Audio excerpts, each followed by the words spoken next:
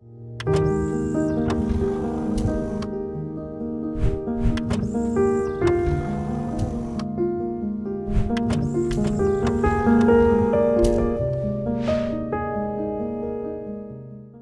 of all, I do want to thank you for coming onto the show on such short notice, but we have known each other for a long time and just never get to talk. So this is just be fun for us. Yes, it has been a while. Of course, the pandemic has, all of us has been a while. As a matter of fact, you know what I decided to do from now on? Those 2 years, they didn't count. It's like, so 2 years is actually like last year, you know what I'm saying? So they don't really count. So I'm actually celebrating my birthday from 2 years ago. Okay. Oh, so you're 28. Yeah, basically. And ever since I met you, some things have happened, and I've become more and more of an actor director now, and I'm producing my own content. Of course, you have to do this nowadays. You do, and I think it's also a wonderful, way to kind of get known in the business, because you do wear so many hats when you're producing, directing, and creating shows. But let's go back a little bit. You grew up in Texas. Yes, born and raised in a town named San Juan, Texas. Not really, it's by the Rio Grande Valley, and went to school there. Got out of there. I was a migrant worker, so I worked in the fields. I know what work is about. I know how it is to get up in the morning at 4 and work all the way 24 hours, sometimes a day. And I think that work ethic has brought me to this kind of work, because you do need that ethic. You need that perseverance. You need that, when you're working in the fields and it's 110 degrees or 100 degrees outside, and you look at the fields and it's so vast, and you look at the very end and you're going like, oh my God, I got to finish all that. Your grandpa says, hey, don't look. By the time you know it, you'll be over there. And guess what? This career is kind of like that. So I kind of put it in there. So yeah, I'm from Texas, and we used to work up in Michigan. And you have no problem in rolling up your sleeves and doing what's necessary to make this happen for yourself. That's what you learned, when you were a kid. Yeah, which is a good thing. I mean, I think like and no disrespect to the new generation, but it's basically how they want it so much by doing Instagram posts and constantly being in front of a camera. It does take a lot of work. It does take a lot of perseverance in putting yourself on video as an influencer. And so I understand that even influencers, they have to have that ethic. So I applaud them, because it is consistent work.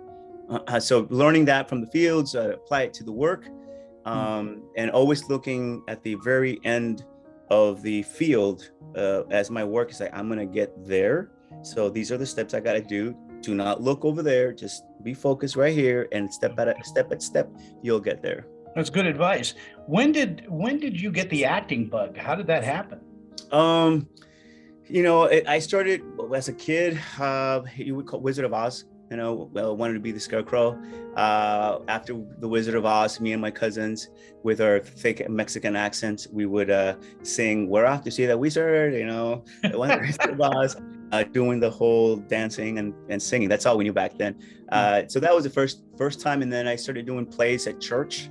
I always wanted to play Joseph, but I kept on getting the shepherd. And then school kind of helped out. Then I went to school. Then after that, I went to college, and I wanted to be a politician, believe it or not. Wrong place to do. I figured out that politics is worse than the mafia. And I said, no, I'm going to try to change the world with stories as much as possible and what I can. And then in college is when I started my full career. And then I got here. But before that, there was something as a teenager that I saw. I don't know if you remember this. It was called after schoolhouse specials. Yeah, the Schoolhouse Rock and yeah. But the Schoolhouse specials was a TV show that was geared towards teenagers during the 80s, and even all the way up to the 2001, I think was the last one. And I remember watching a Latino show about this one kid in New York. And I think it was called Gaucho, and it was the first time that I saw myself on TV, and I go, oh my God, look, that's like me, and I said that's why I aspired. Then I moved to LA, and I studied at the Beverly Hills Playhouse with Milton Katselas. In traveling through your career, I mean, obviously there was a lot of, you know, I want to call it racism. Because they don't hire people of color that easily back then. Yeah, it's not. I mean, let's just be honest. It's been like this. It's been, the lighter skin. I have a problem with my skin color in the Latino world. I mean, I would not be able to get a job in Mexico because of my skin color as an actor. It happens over there too. The darker you are, for some reason, it's just what it is. And I have learned to accept that. It was a little hard for me. I remember I'd cry, I'd get upset. And finally I said, you know what? I'm going to do my version, and I'm going to do whatever parts they want to give me. I will have whatever accent they want to do. I'm going to take those roles and that money and take it to the bank. But again, this was because of the teaching. So then now with this new technology that we have, which is called, social media and all this stuff, it's the Wild West. Well, and that brings us to Pepito, because that's such a wonderful character to play. And just tell me about the creation of that character, because it's got to be an interesting story. Yeah. So when I was a kid, I used to hear these jokes that my parents and my grandparents used to tell. The jokes have been around for 100 years in the Latin community culture. So all Latinos from here, all of America, even in Spain and France, they've heard about this little boy named Pepito. Some countries call him Jaimito, other countries call him Juanito, but Pepito is probably the big one because it has a funny name, Pepe. It's from Jose. So these jokes been around, and back in the day, I would say 2007, I was still studying with Milton. I said, how can I unite all Latinos? Because in Hollywood, we have an issue with Latinos. We're all competing for whatever roles, all of us. I said, how can I unite all Latinos under one umbrella? And I go, oh, everybody knows who Pepito is. So Puerto Ricans know him, Cubans know him, Mexicans, we all know him. Argentina, even Brazil, because I was in Brazil. They know who he is. So I said, it'll be a comedy show. I can unite all of us, and we all own him. So in the show, you have America. So he's in LA, and he's basically me, kind of a dreamer, a dreamer, all of us, the American dream, no matter what age, you will resonate with this guy. He has his troubles like you and I. We have mental problems, social problems, and you see how he maneuvers through LA, through his life. And he's very rich from all those jokes that have been around for 100 years. So imagine those they're like Dirty Johnny jokes. Pepito's like a little Dirty Johnny. Imagine all those jokes, and you're a man now. So you must be messed up in the head.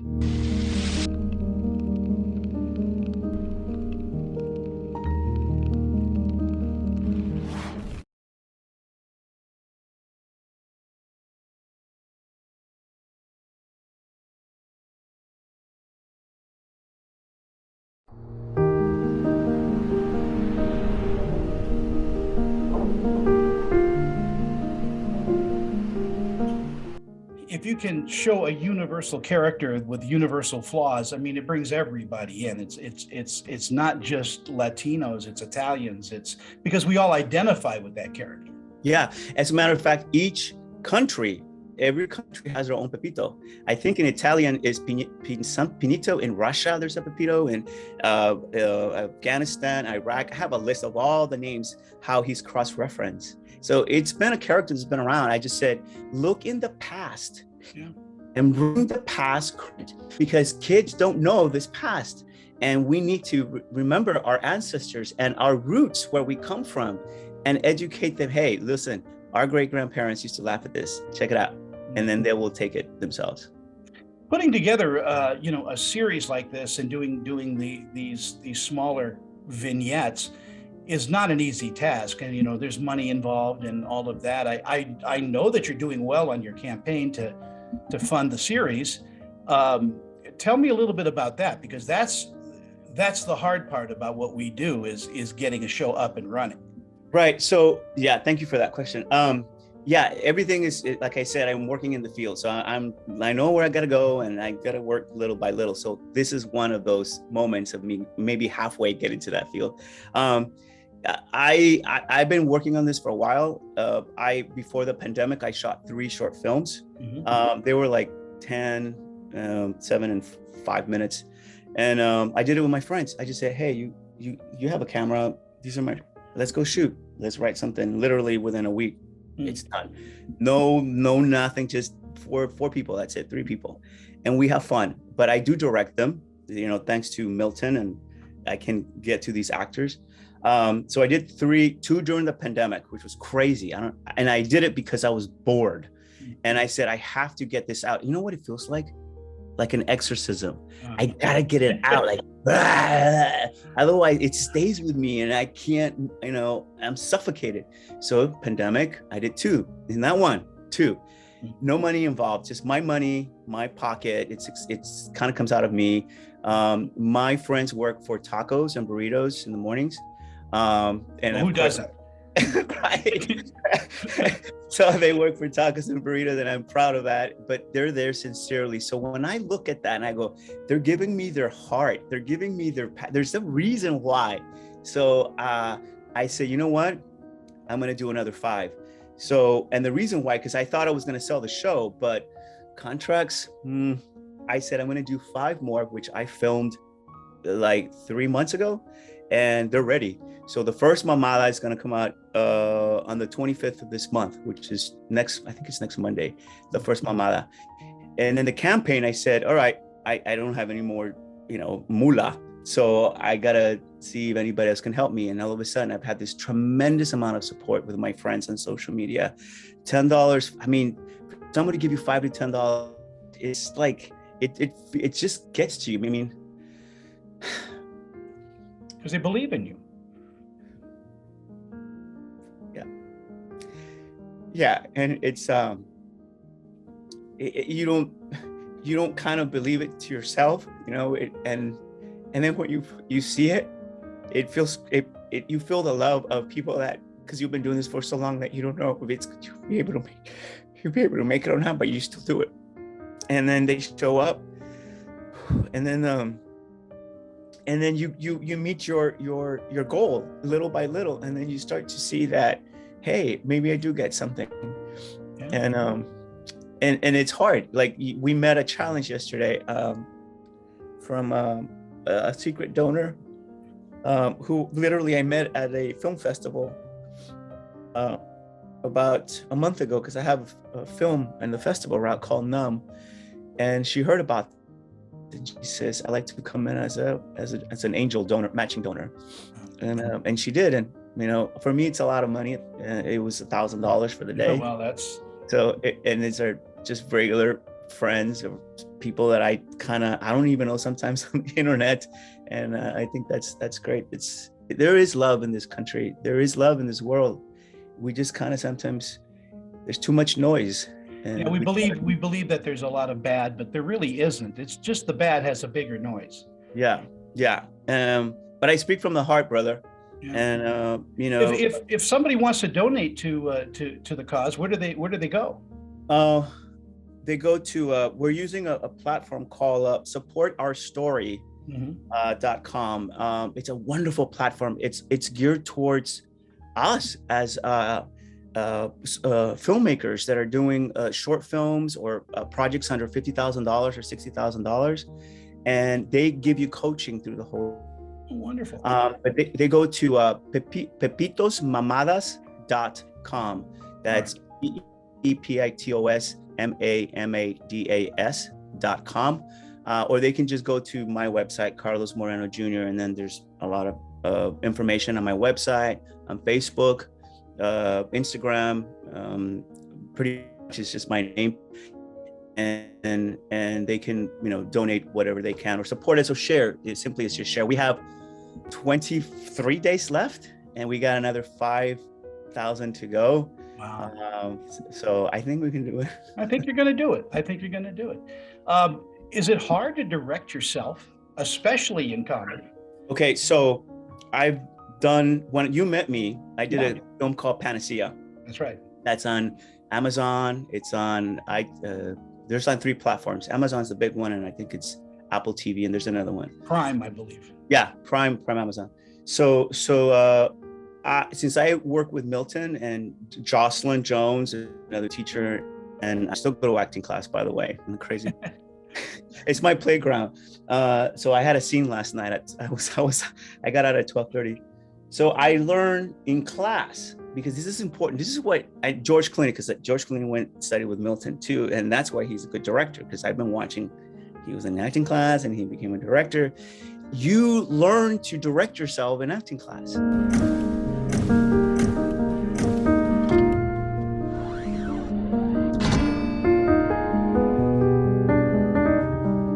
This portion of Screen Chatter is presented by VP Dental. Check out our great dental plans starting at just $16 per month.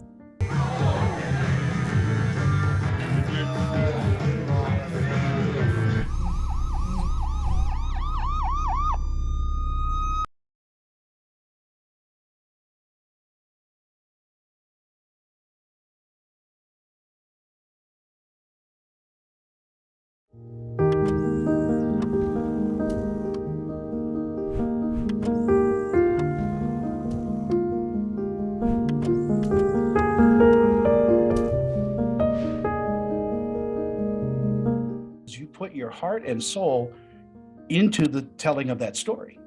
Yes, and then guess what? Everybody has an opinion after that. Everybody, and I usually go, all right, then you do it. We do the project, and then if I'm okay with it, I'm okay. Yeah, there's always room for making it better. But hey, when you're paying them with burritos and tacos, man, that's pretty good. Yeah.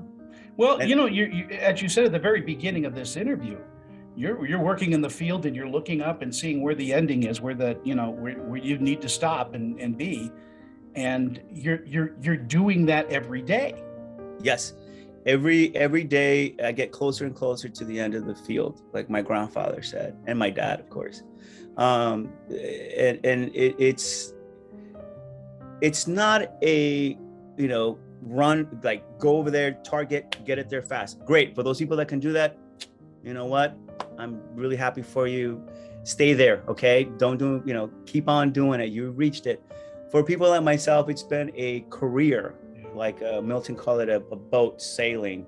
You career slowly to the very end, because it's how it is for most of us. There's a lot of great artists that will never get that limelight, but they're fantastic fantastic actors or artists. But as long as they keep on careering, have that point of that very end vision of that field, you can get there. It just takes a little longer. But don't ever give up. I mean, I can't do this. I mean, I can't give up, my friend Tony. I'm so grateful that I met you. This is what you're supposed to be doing. Yeah, it's the calling. And then and what I help a lot. I also teach. I teach. I coach as well. A lot of my friends, and I teach in Texas. Sometimes there was a time where I was teaching all different sorts of people. And why I did it was like this. I didn't have that opportunity down there, or anybody that's listening to this in Ohio or wherever your listeners are. So I said, I learned it here. And so I said, I want to go back, and I do an intensive workshop, like 3 days. And whatever I learn in class, I just go, here it is. And they take it, and they're, are you coming back? Are you coming back? And I go, yeah, if I'm not working. But after the pandemic, I kind of stopped. Yeah. But so it's all looking at that career, looking at that field, going back to that, and just never stopping, and continue to every day, a little by little. And then also, whenever you feel like you're falling back, whenever I feel I fall back, I help others, and then it gets me out of that little mini depression. As most it recharges you. Yeah, because you're helping others. You're seeing somebody happy, and you're like, hey, I just did that. And then and then you feel good about it, and then off your little problem that you had is like gone. I hope I can get Pepito Mamalas are going to be. It's going to start. The Mamalas are going to happen every Monday, right? Oh, nice. 25th. So that will be done. That's what I'm raising funds to do, the last 5 episodes, right? So we'll be filming that in August, and then I will be having meetings hopefully with studios. And there's another project, but that's further down the line. And that's, if I'm gonna listen, Tony, I want to do this too. This is a secret. I want to do this too. Okay, because I have and there's other projects too, Tony. I'm so stressed out, brother. I'm like, well, I just want to act, bro. There's 2 more shorts that I'm directing. I'm the king of shorts. That's what they tell me, my friends. It's like, dude, you want to do? Because I've done, like, by the time I'm done with the pizza, I have like 26 or 27 little shorts. I am literally juggling and having a fun juggling all these things. And what I hope, Tony, is, any of your listeners, it's like, get out there, create things. We have a plethora of technology that we could use to show our stories, and I'm one of those that's out there. And I really want to thank you that it was last minute, and hopefully this will help us out too as well. So I'm like, yes, I hope so too, and I hope people take it seriously to come and help out with the funding for your next your next project. We'll put the address up one more time.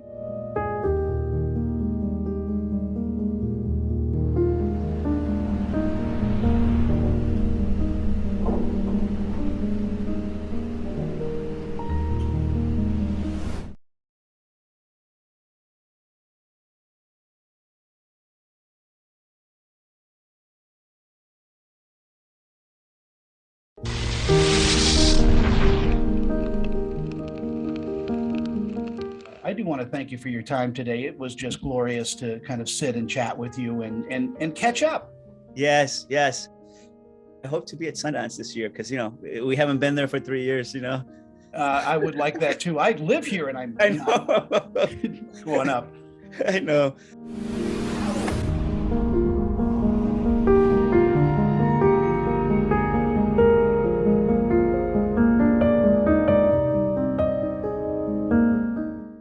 This portion of Screen Chatter is presented by VP Dental. Check out our great dental plans starting at just $16 per month.